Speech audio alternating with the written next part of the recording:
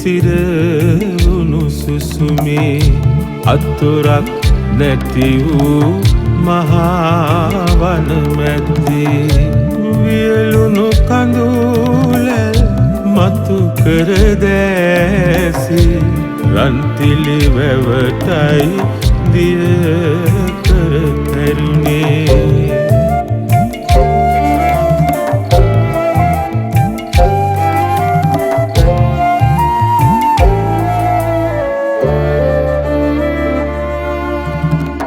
රන් කොත මුදුනේ මිනි කැට රැඳුනේ මිනි කැට හැදුනේ කළුගල් සෙවනේ දැල්වෙන තුරු පහනේ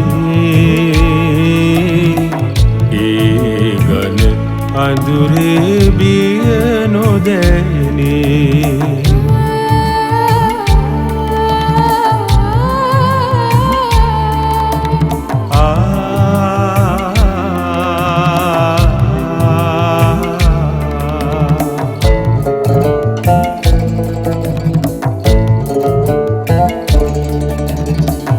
ඉපැදුණු ප්‍රේමය තහන්ති නොපේනි උස්මිටිකම් ළඟ ලතැවුල් පමණි නැවතුම දිවිගමනි පමණයි මායිම් නොබලන්නේ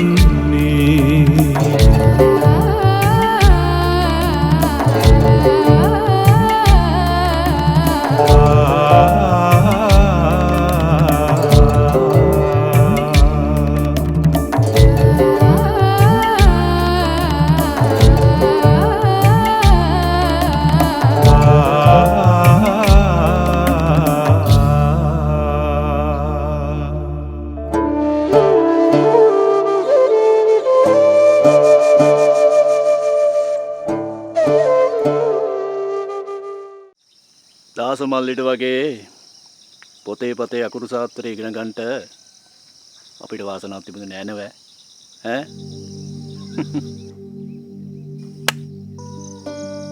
නපුරු දුර්ජන මිනිසුන්ගේ මුළු ඇඟ පුරාම දුවන්නේ විස කියලා ඔය කවි පන්තියේ තියෙන්නේ අයියන්ටි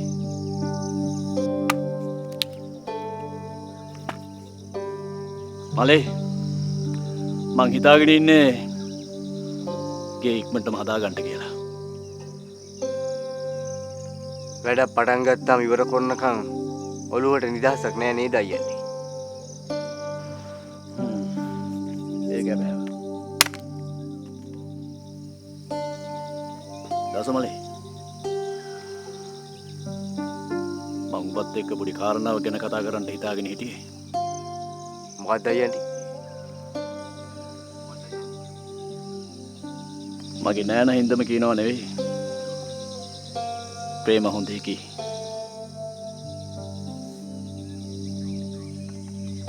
ඒකිට මනාප වෙන්න උඹේ හිතේ වෙන යම් කිසිම හේතුවක් නැහැ කියලා මම දන්නවා හැබැයි උඹේ හිතේ වෙන කෙනෙක් ඉන්නවනම් ප්‍රේම ගැන අමතක කරවපන්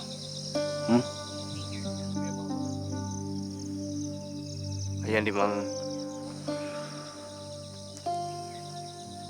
දාසමලේ උඹේ හිතේ ඉන්නේ රත්තිලිගම ආරච්චි වලව්වේ මුතුමැණිකේ නම් ඒ අඥානකම තව ඉදිරියට පවත්වන්න එපා මලේ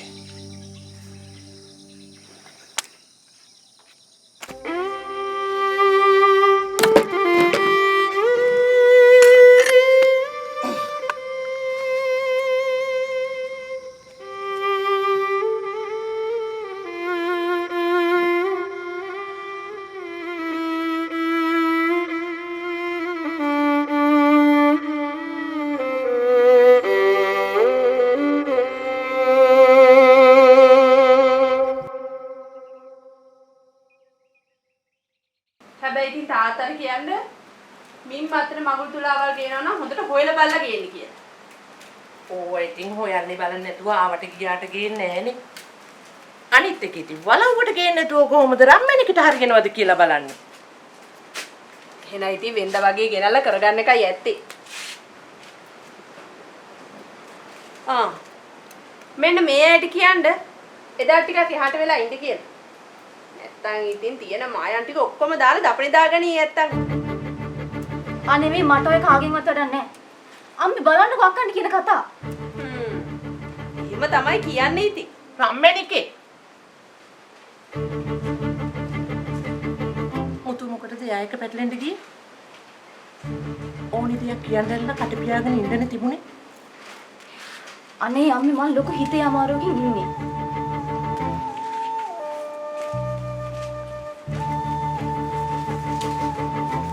හිතේ අමාරුවකින්? ඒ මොකද්ද?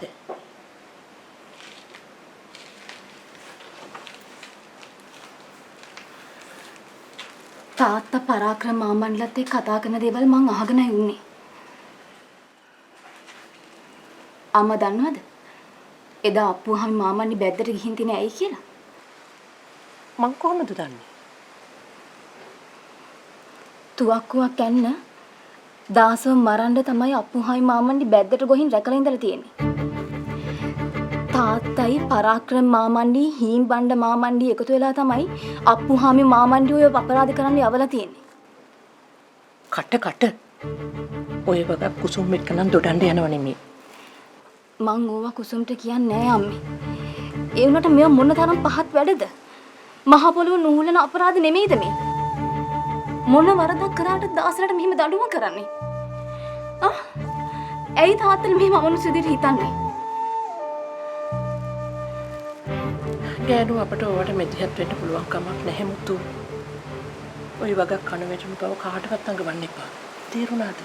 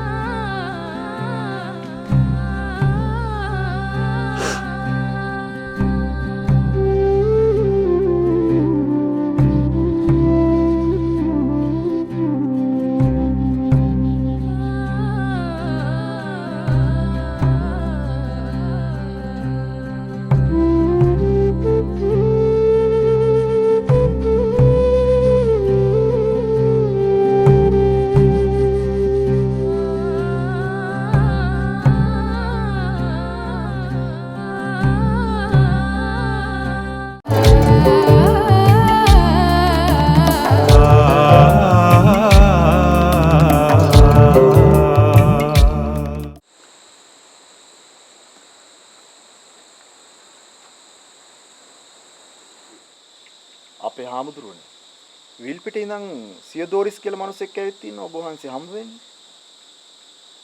විල්පිටේ ඉඳන්? එහෙමයි. එන්න ගිමුකෝ.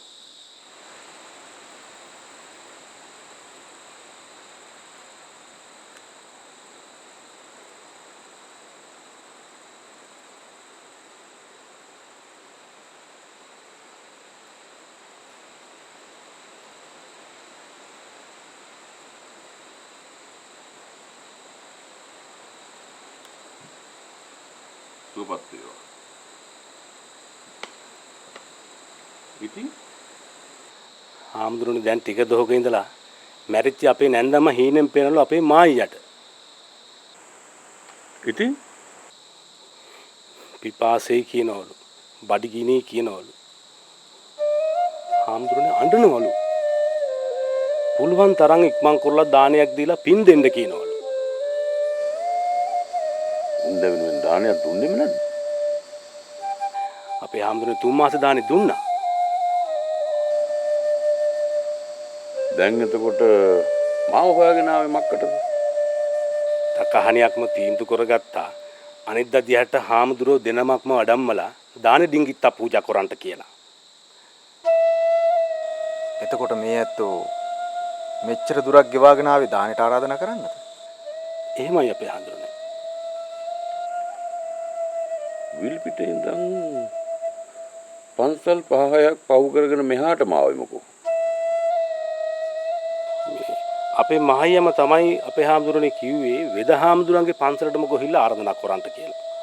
මේ උන්දා මේ විදහාඳුරන්ගෙන් බෙහෙත් තරම් තියෙනවනේ. මගේ හිතේ මේ පිතා අමාරුවට. එහෙමද? හොඳයි හොඳයි. මම එන්නම්කෝ. පොඩි හාමුදුරුවොත් වඩින්ට මං අනිද්දා උදේම එන්නම් ඔබ වහන්සේලා වඩම්මගෙන යන්න. මේ අවසරයි හාමුදුරනේ. මේ තවුල් හොර නෑ තම්මැට්ටම් නම් මේ අපේ ගම්තුලාව කිට්ටු කරලම පටන් ගත්තාම හොඳයි නේද හාමුදුරනේ? කැමති විදිහකට කරගන්නකෝ. එහෙමනම් අපේ හාමුදුරනේ මං ගොහිල්ලා එන්න. සුවපත් වේවා. සුවපත් වේවා.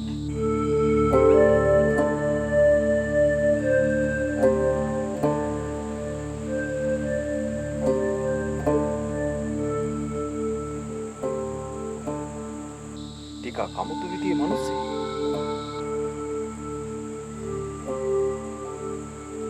අපේ යුතුයකමනේ දානකට ආරාධනා කරාට පස්සේ වඩින එක.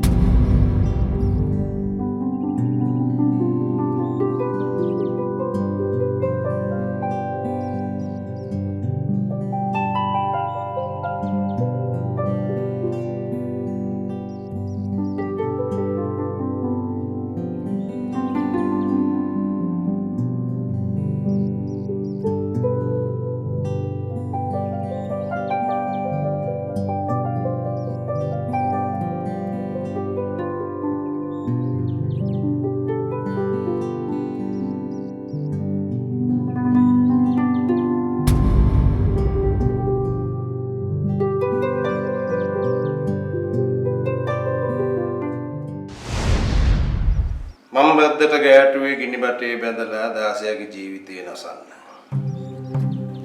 හැබැයි සිද්ධ වුණේ නැහෙන්න ගිය මගේ ජීවිතේ දාසයා විදිහින් බේරගත්තු එක.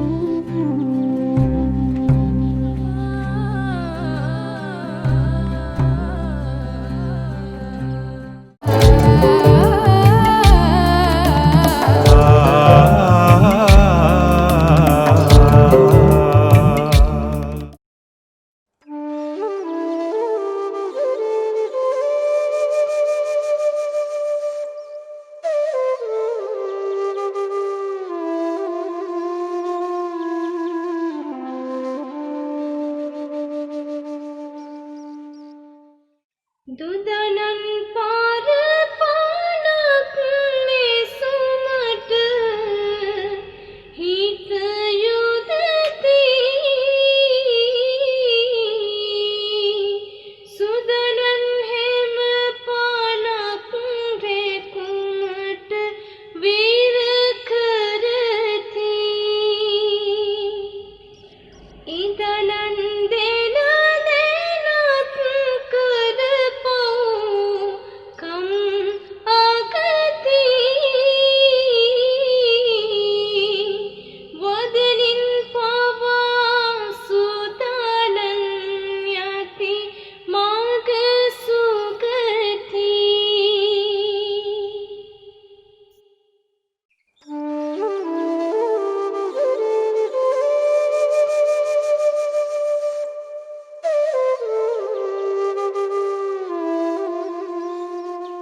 මං වලව්වට ගොහින් ආවේ.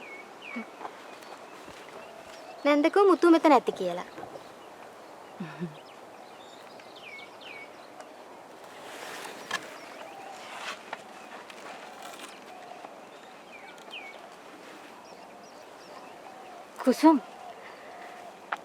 කුසුම් තාමත් දාස ගැන හිතාගෙන ඉන්නේ ඉස්සර හිතන් හිටපු විදිහටමද? මුතු හරි. මමයි වැරදි. දාස නොහිට ඉන්න අද මට මගේ තාත්තා නෑ. ඒ ණය මට කවදාවත් ගෙවලා ඉවර කරන්න බැරි වෙයි. ඒ මොහොතේ ඉඳලා මගේ හිතේ තිබ්බ මාන්නක්කාරකම් මගේ හිතෙන් අහක් වෙලා ගියා. මං දාසගේ කකුල් දෙක අල්ලලා දාසට වැන්දේ ඒකයි මුතු.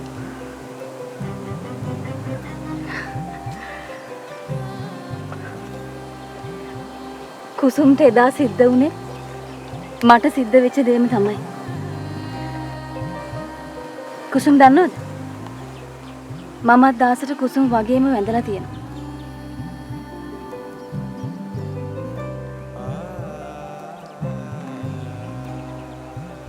අපි යමු දාස මුණ ගැහෙන්න. මට දාසත් එක්ක කතා කරන්න ඕන.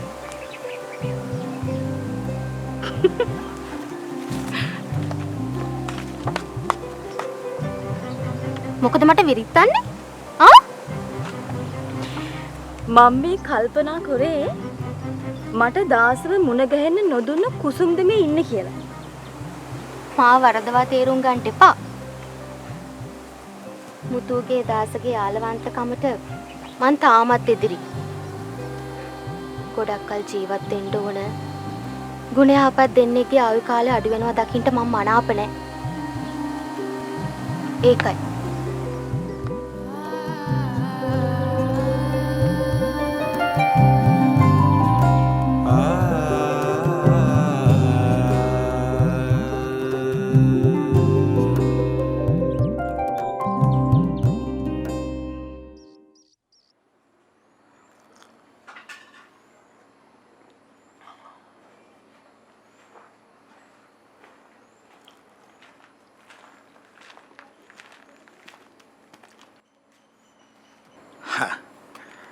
අම්ම ඩිංගිත්තක් එහාට මෙහාට වෙනකම් මං හිටියුම්පත් එක්ක පොඩ්ඩක් කතා කරන්න. අම්මගේ අප්පුහාමි මාමලා ගෙදර නේද? ඕ එපා කිව්වට ඇහුවේ නෑනේ. දැන් අප්පුහාමිලටත් අර වැවෙන් එක දුක තමයි ලොකු වෙලා තියෙන්නේ. දාසයා ඌ තමයි දැන් මේ ගන්තුරාවේ කෙරුම. අපි මොක්කුද? සිද්ධ වෙන දේවල් නම් එයාට හොඳ නෑ තමයි. අපි ඒව බලා ගන්නවා. උඹලා මෙව්වට මැදිහත් වෙන්න ඕන නෑ.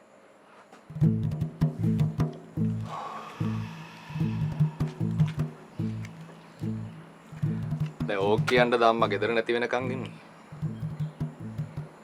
කපුන් නැහැ තව කටයුත්තක් කතා කරගෙන ඇවිල්ලා තිනවා වලව්වේ රම්මැණිකට. කටයුතු නම් කීයක් කතා කරන් ඇවිත් තිනවද?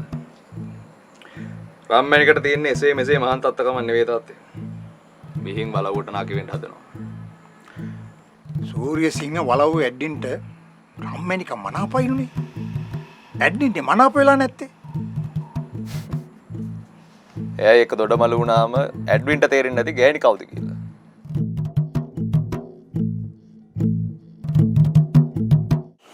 මට බයයි දාස ගැන. එයායිලට ඕනේ දාසට මොකක් හරි ආන්තරාවක් කරන්න. මොකෝ මේ බැද්දේ කරන්නේ? මන් නැන්දයි කාවේ. හා? කවුරු පේන්නේ නෑ නේද?